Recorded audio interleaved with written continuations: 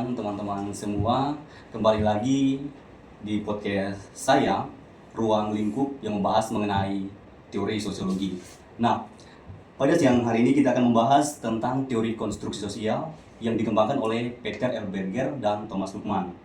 Oke teman-teman, sebelum kita membahas mendalam mengenai teori ini, kita sudah ada juga narasumber-narasumber yang akan membantu kita untuk membahas terkait teori ini.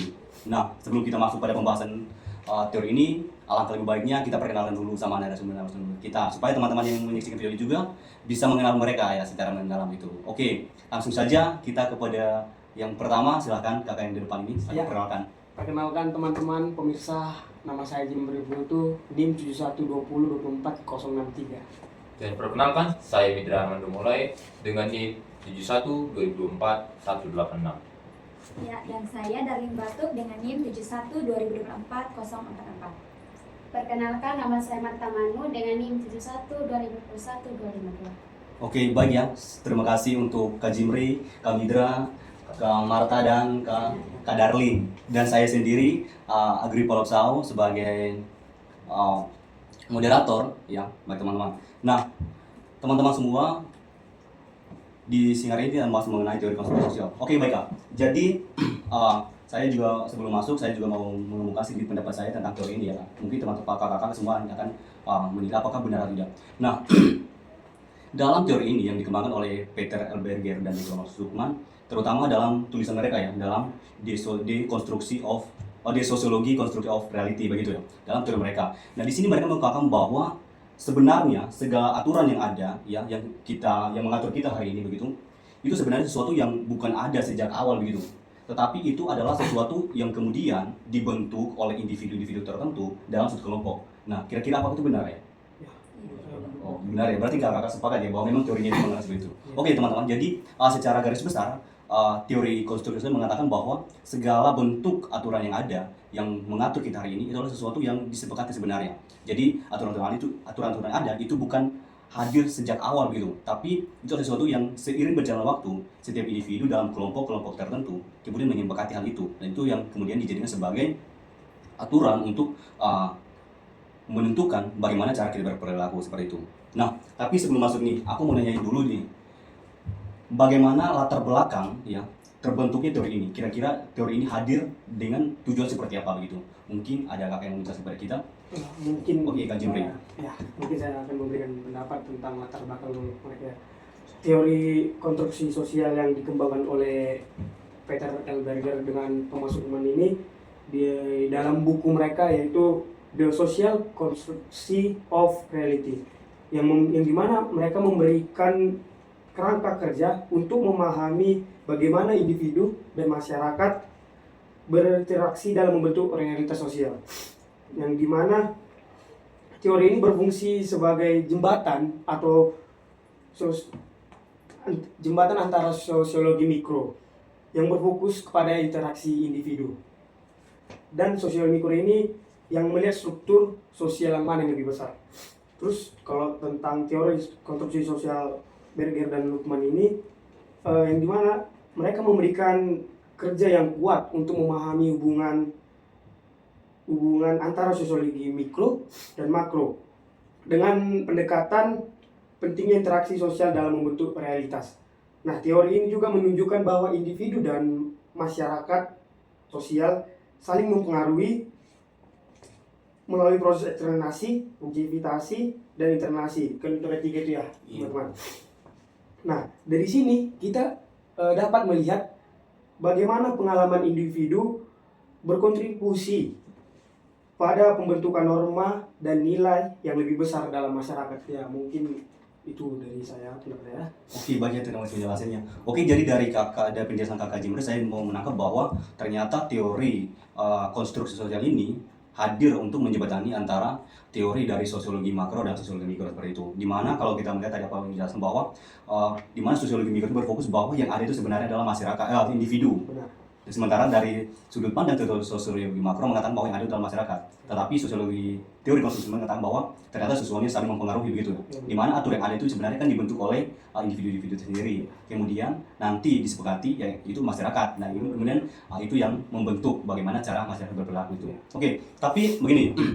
Dari apa yang disampaikan Jibril tadi sempat menyinggung ya tentang 3 tahap ya dalam proses ya teori ini.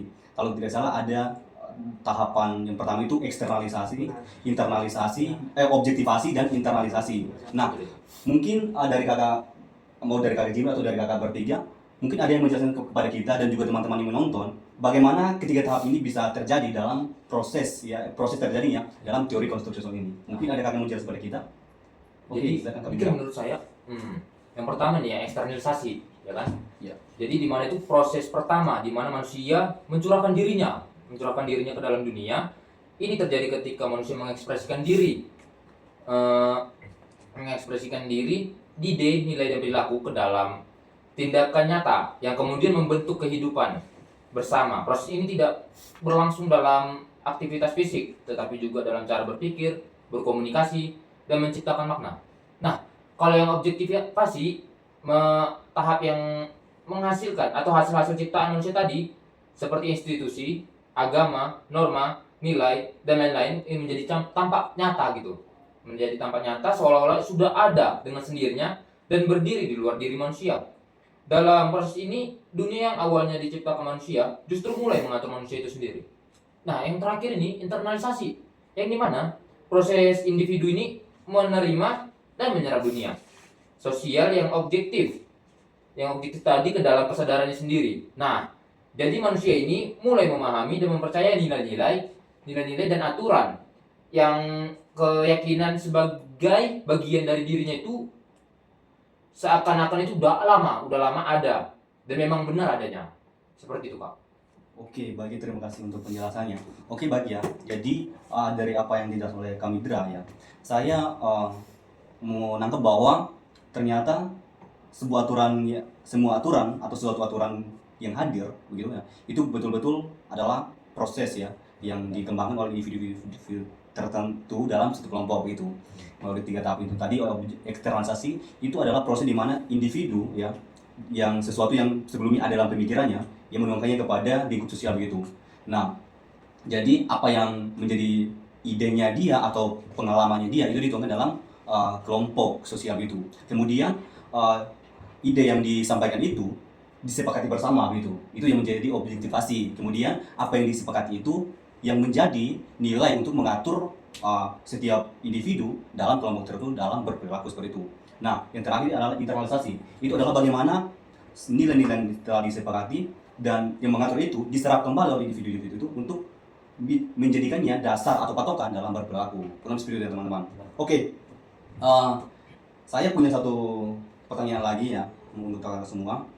Nah, kira-kira dengan adanya ya proses ini, apa implikasi dari teori ini ya? Apa sih implikasi dari teori ini dalam kehidupan sehari-hari kita begitu? Bagaimana kita bisa melihat konstruksi sosial dalam tindakan kita sehari-hari? Mungkin ada kakak yang menjelaskan kepada kita. Baik, kalau Oke, dari silakan saya, Kak Marta.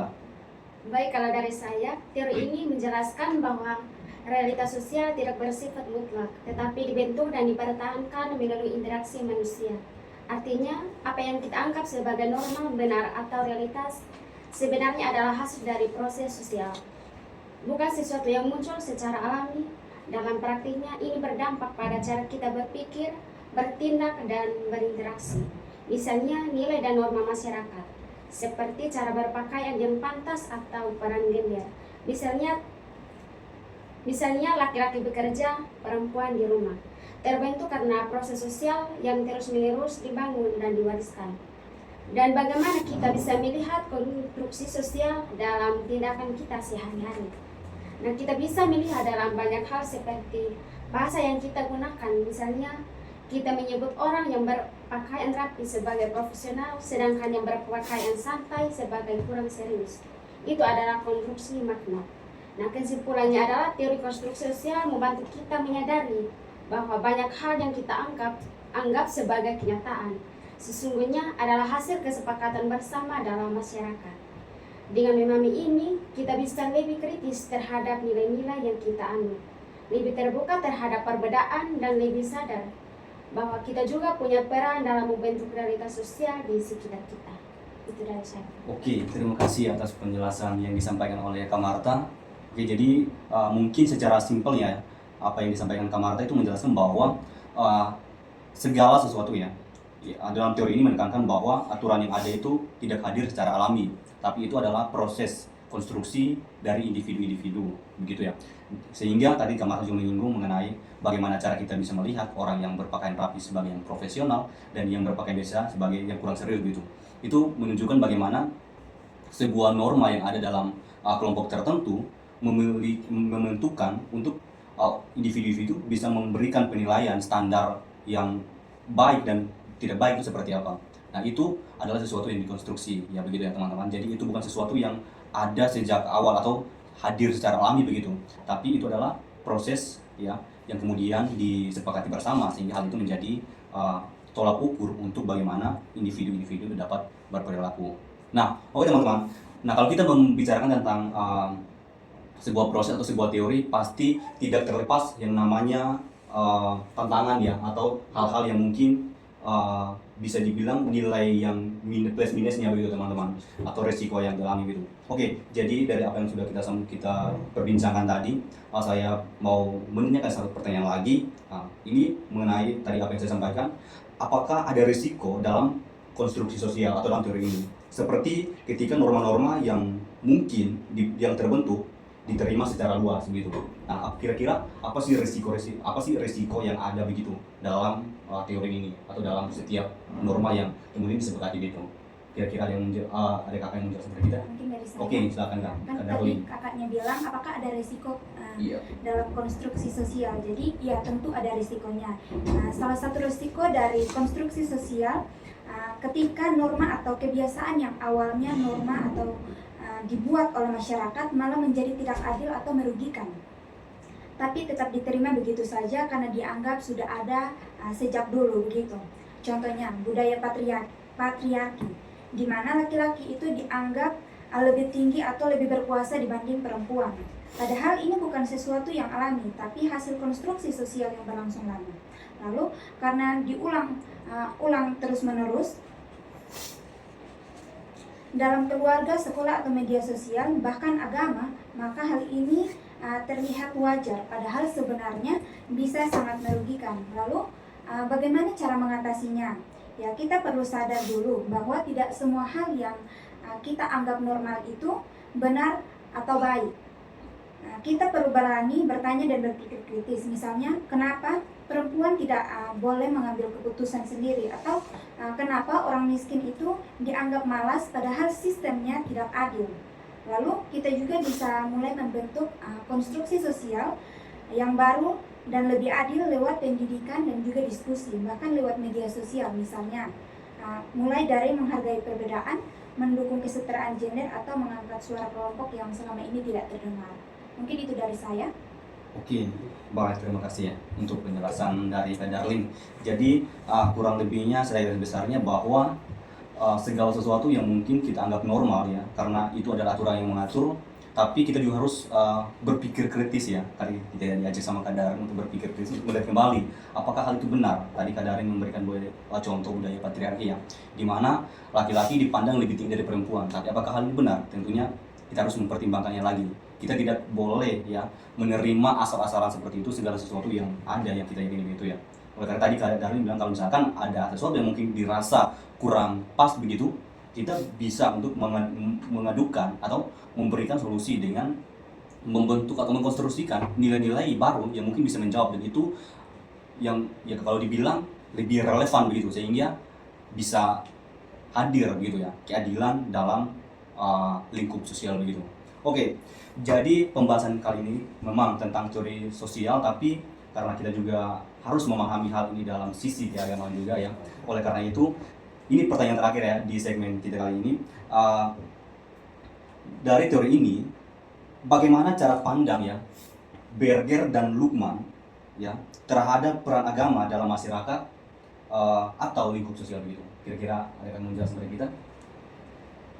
Mungkin saya. Oke, silakan Kak Darlene. Nah, menurut Berger dan Lukman, agama itu punya peran penting dalam konstruksi sosial. Ya, karena agama sering menjadi alat yang menguatkan kenyataan sosial yang dibentuk oleh masyarakat.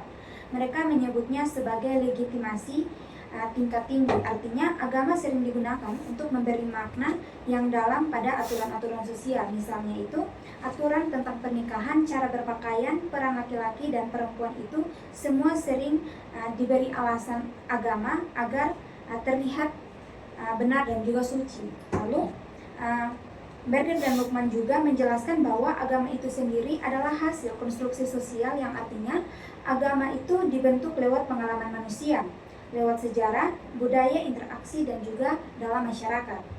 Jadi mereka ini tidak bilang bahwa agama itu salah, tapi mereka mengajak kita untuk melihat bahwa agama juga bisa berubah sesuai dengan konteks sosial dan bisa digunakan untuk mempertahankan sistem yang ada atau bahkan untuk membawa perubahan sosial tersebut.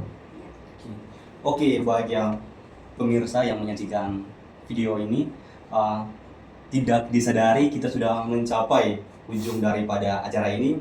Kita beraplaus dulu untuk diri masing-masing. Oke, luar biasa ya penjelasan dari narasumber-narasumber kita. Cukup memberikan kita penjelasan yang sangat komplit ya mengenai teori konstruksi sosial yang dikembangkan oleh Peter R. Berger dan juga Thomas Lukman. Di sini kita bisa melihat bahwa ternyata sesuatu yang kita anggap sebagai sesuatu yang alami begitu ya, atau nilai-nilai yang mungkin kita rasa itu sudah mengakar dalam kehidupan kita sejak turun-temurun, ternyata itu bukan sesuatu yang hadir secara alami ya begitu, tapi itu adalah bentuk konstruksi daripada individu-individu tertentu yang kemudian diterima dan disepakati bersama, dan itulah yang menjadi patokan ya dalam mengatur kehidupan kita begitu, dan kemudian itu diwariskan secara turun-temurun. Tetapi tidak menutup kemungkinan juga bahwa di kemudian hari ada hal-hal yang bisa dinilai bahwa itu kurang pas sehingga bisa dirubah begitu ya teman-teman. Karena seiring berjalannya waktu tentunya kita juga harus berproses untuk bisa tetap eksis begitu ya teman-teman. Nah, jadi sekian video kita pada saat ini. Semoga apa yang disampaikan oleh narasumber-narasumber kita semua ini kiranya menjadi bahan refleksi dan juga bahan pelajaran yang terbaik buat kita semua. Kesimpulannya, Berger dan Lukman melihat agama bukan hanya sebagai entitas terpisah, melainkan sebagai bagian tak terpisahkan yang dari kehidupan sosial yang terbentuk oleh interaksi manusia. Nah, mana menurut mereka realitas yang dimana juga termasuk agama itu lahir melalui 3 tahap konstruksi sosial. Yang pertama itu ada eksternalisasi, yang kedua objektivitasasi, dan yang ketiga itu internalisasi. Dalam kerangka ini, agama berfungsi sebagai sarana yang mengatur nilai, norma, dan makna dalam masyarakat, sekaligus mencerminkan dinamika budaya, sejarah, dan struktur sosial komunitasnya. Teori ini mengajak kita untuk menyadari bahwa hal-hal yang dianggap normal bisa dipertanyakan dan diubah demi keadilan sosial. Namun, ada resiko ketika norma-norma tidak adil menjadi terlalu mengakar. Oleh karena itu, dibutuhkan kesadaran kritis untuk membongkar struktur yang merugikan. Menurut Berger dan Lukman, agama bisa menjadi penopang atau agen perubahan sosial tergantung bagaimana ia diinterpretasikan. Terima kasih sudah menyaksikan video ini sampai akhir. Kiranya Tuhan Yesus memberkati. Dadah.